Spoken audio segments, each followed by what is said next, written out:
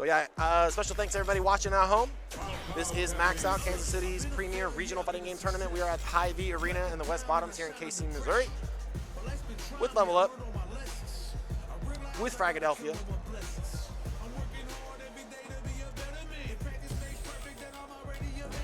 All right.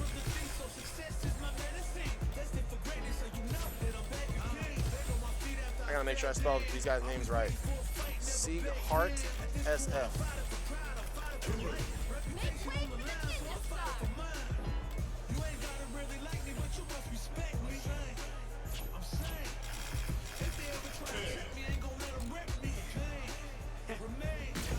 All right, SIEGHARTSF, one of our players that we met at Planet Comic-Con, where we go out and do some of our community events. Been playing Ed, been hanging out on the Discord learning, and of course you got DAPVIP on Kimberly. So Ed again, feeling some of the effects of the last patch, probably a little harsher than other players or other characters on a staff. Let's see how Sieghart navigates around them.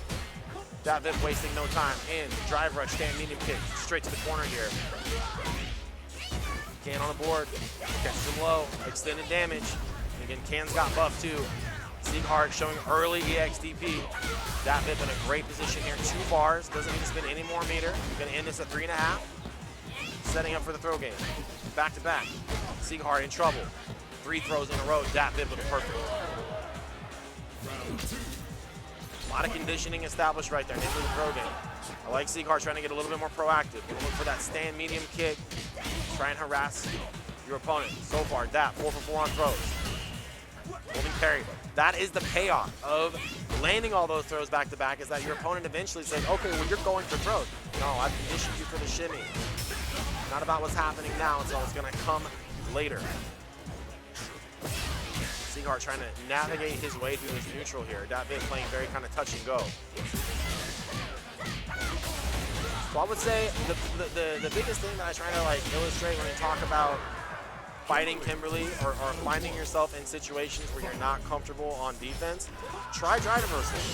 It's a universal mechanic, everybody's got it. It's better than using EXDP in most scenarios because it's only -6. All right, Sieghart laying himself back there, walking away a little too much though, nice. With punish on DAPVIP's DI, hammering away with the stand medium punch. Back to full screen. See, it's deceptive because you're like, Ed does have a fireball, so he should be able to zone, right? DAPVIP standing at that range on purpose because of his ability to change up that space, that location, that real estate so quickly. Nice, trying to catch the walk back. So again, this is all coming back to that throw game that DAP established in game number 1. Now that I'm throwing, you're gonna try to walk back.